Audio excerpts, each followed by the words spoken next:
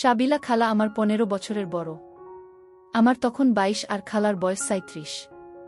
খালা honours complete করেছে বিয়ের পরে। 10 বছরের একটা মেয়ে আছে। সুখী পরিবার। খালু একটি নামী প্রতিষ্ঠানে চাকরি করে, আবার নিজের অফিস সামগ্রী সাপ্লাইয়ের ব্যবসা আছে। খালা একটি স্কুলে পার্ট টাইম ক্লাস নেয়। দরকার নেই শুধু শখের বসেই করে। 4 বেডরুমের ফ্ল্যাট নিজের। খালার 2 পরিবারের সবার কাছে খালা খুব প্রিয় মানুষ। সবার খোঁজ খবর নেওয়া এবং কার কি দরকার সব দিকে খালার খেয়াল থাকে। আমি সাব্বির একটি ইউনিভার্সিটিতে পড়ি। ঢাকা থেকে 20 কিলোমিটার দূরে। হলেই থাকি। ছুটির আগের দিন খালার বাসায় আসি বা বন্ধ হলেই চলে আসি। খালার মেয়ে খুশিকে পড়াই এবং আড্ডা মেরে যাই। আমি একমাত্র কাছাকাছি আত্মীয়। বাকি সবাই কুমিল্লা থাকে। খালা খুব হাসি খুশি মানুষ। সাদা আলতা গায়ের রং। খুব স্মার্টলি ফিটিংস বডি। পুরুষ যদি দেখে তাহলে প্রথম দেখার কাত হবে। খালা যদি কালো কাজলের মতো চোখ দিয়ে হাসে তাহলে গালে যে টোল পড়ে তা খুব আসক্তি যোগায়। খালার একটা বড় গুণ হলো যে কোনো সময় খালাকে দেখলেই মনে হয় নাইস অ্যান্ড ফ্রেশ। খুব পরিপাটি হয়ে সব সময় সতেজ থাকে। এই বয়সেও খালার একটুও মেদ নেই শরীরে। বাসায় একটি দৌড়ের মেশিন আছে। সকাল বিকাল 15 কিলোমিটার দৌড় খালার রুটিন। আমার যেহেতু আপন খালা তাই আমি কখনো খারাপ চিন্তাভাবনা করি নাই। তবে খালার মতো একটি মেয়ে কল্পনা করি। লোভাতুর চাহানিতে গালে টুল পরা মেয়ে আমার চাই। কল্পনায় বহুবার চিন্তা করেছি। টুল পরা মেয়েদের হয়তোবা চাহিদা বেশি, তাই আমার ভাগ্যে এখনো জুটে নাই। একদিন বিকালে খালার বাসার বারান্দায় চা খাচ্ছি বসে। আচমকা খালার প্রশ্ন, সাব্বির তোর গার্লফ্রেন্ড নাই? আমি লজ্জা পেয়ে যাই। শুধু না বলি। খালা হেসে দিয়ে বলে, কিরে এত লজ্জা পাচ্ছিস কেন? ইউনিভার্সিটিতে পড়িস। মেয়ে বন্ধুদের মাঝে স্পেশাল কেউ থাকতেই পারে। লজ্জার কি আছে? কিছুক্ষণ কথা বলে অনেকটা জড়তা কমে যায় আমার। অনেক কথার মাঝে খালার প্রশ্নের উত্তর দিতে গিয়ে বলি, গালে টুল পরা মেয়ে আমার পছন্দ। পাচ্ছি না তাই খুঁজতেছি। কেন গালে টুল লাগবে কেন? আমার ভালো লাগে। তোমার গালের টুলের কারণে হাসি দিলে সুন্দর লাগে। শুনেছি টুল পরা মেয়েরা খুব ভালো হয়। তা শুনিস নাই যে টুল পরা মেয়েরা খুব খুব বদমেজাজি হয়। স্বামীকে মারধর করে। তাই নাকি? তুমি খালুকে মার দেও নাকি? সবাই তোমাকে এত ভালোবাসে। তা আমি কি করে বিশ্বাস করি বলো? তোমাদের মাঝে এত সুসম্পর্ক। আমার মনে হয় এই টুলের জন্যেই হয়তোবা। মারামারির কথা বলে তো আমার টুল প্রেমে ভয় হচ্ছে এখন। আরে গাধা, ভালো স্বভাবের ভদ্র মেয়ে হলে টুলমুল কিছুই না। সুখী হতে দুইজনেরই কাজ করতে হয়। ভালো একটা মেয়ে খোঁজে নিয়ে কিছুদিন প্রেম করে বুঝে শুনে বিয়ে করতে হবে।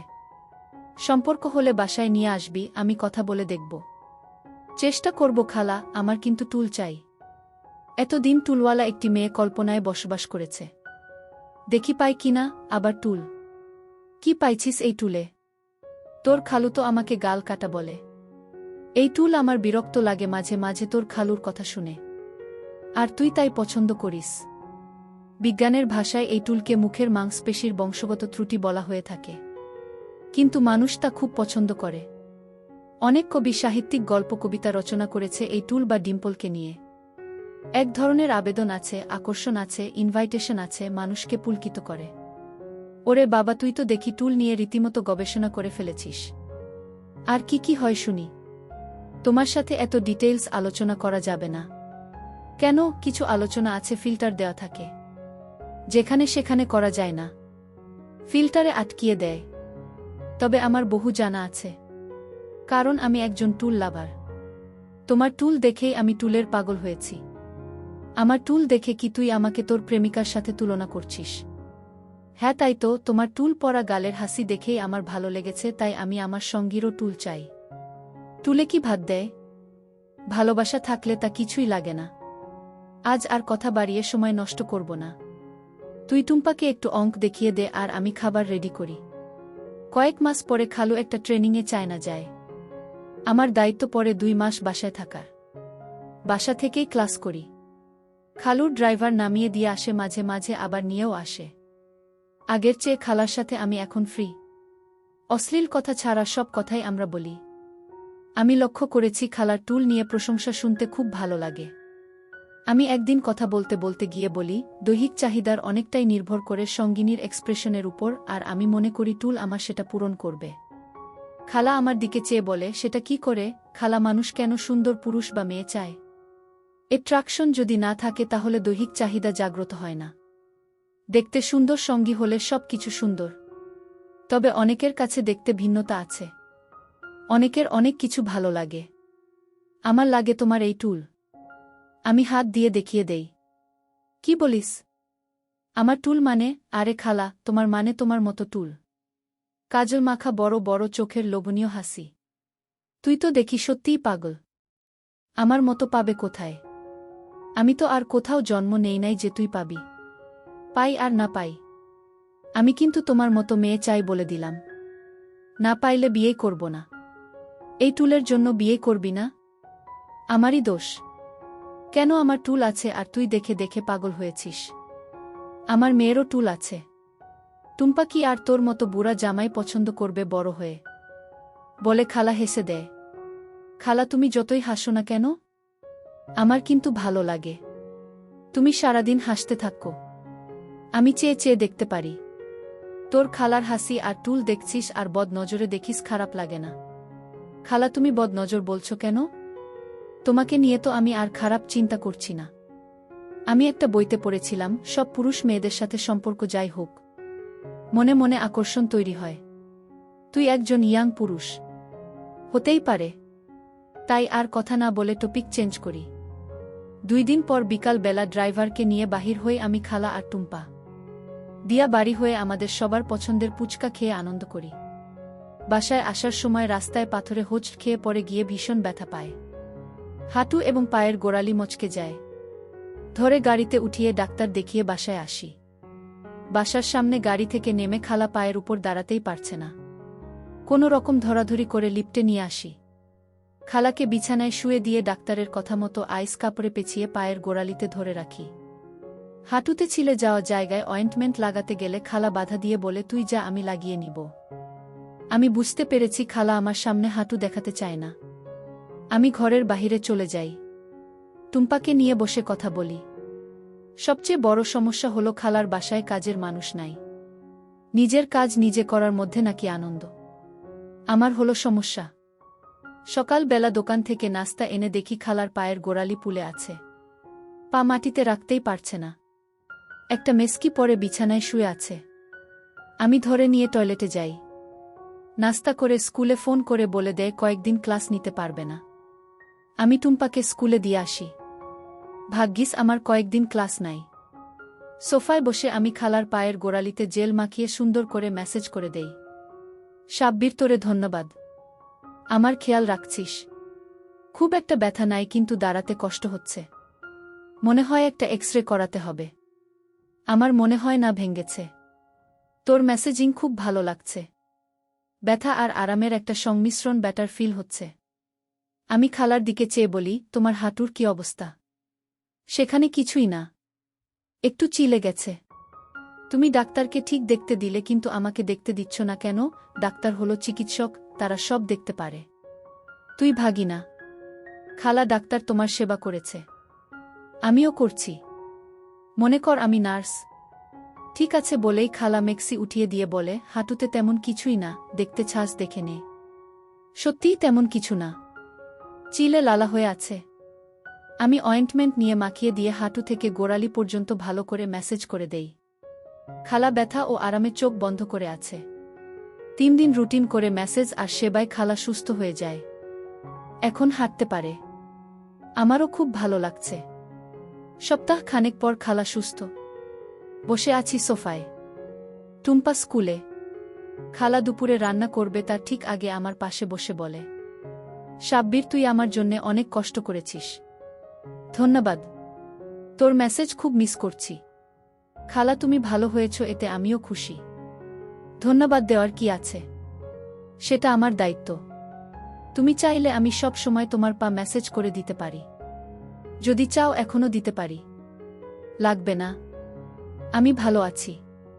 খালা, দেখি তো এখন কেমন আছে তোমার পা। না, এখন ভালো আছে। আমি নিচে হাত বাড়িয়ে খালার পা টান দিয়ে উপরে তুলে নিতে চাই। খালা দাঁড়া দাঁড়া বলে সোফার পাশে হেলান দিয়ে আমার উরুতে তুলে দিয়ে বলে, এখন ভালো।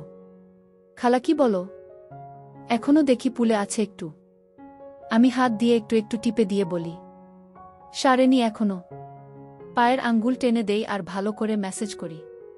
খালা বলে, দিবি যখন জেল লাগিয়ে দে।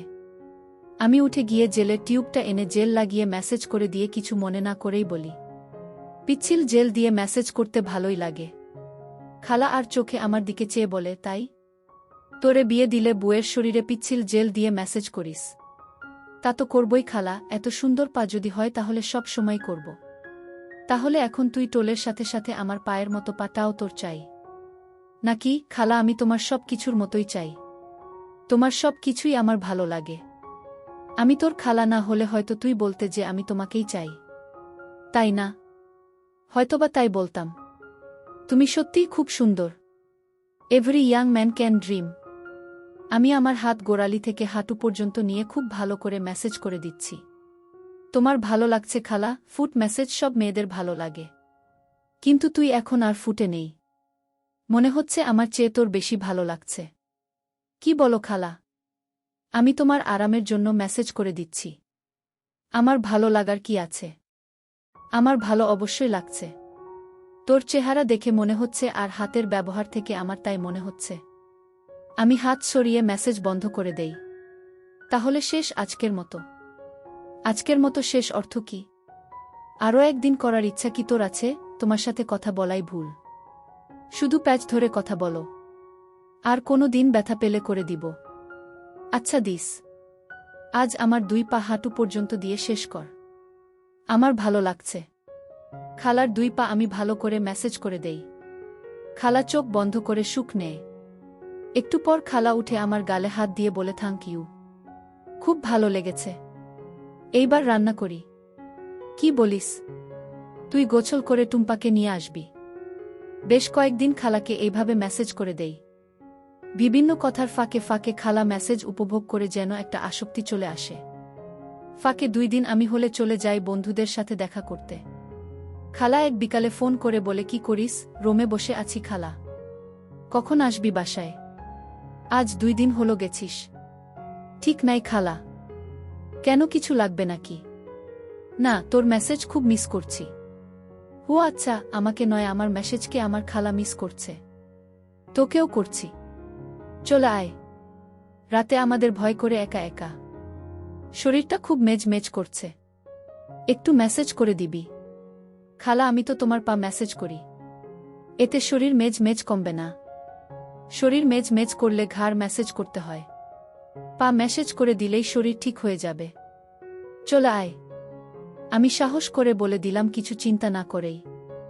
ঘাড় মেসেজ করতে চাইলে আসতে পারি। কি বললি?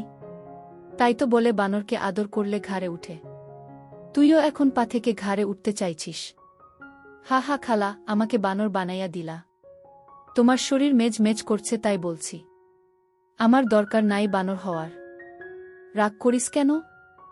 চলে আয়, আজ তোর পছন্দের কালো ভুনা করব। তুই না থাকলে টুম্পারও খারাপ লাগে।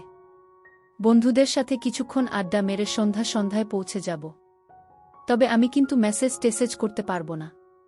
আচ্ছা করিস না। চলে আয়। আমি বাসায় পৌঁছে সারাদিনের ক্ষুধার্তকে বিদায় জানাতে বলি, আমার খুব খিদা খালা।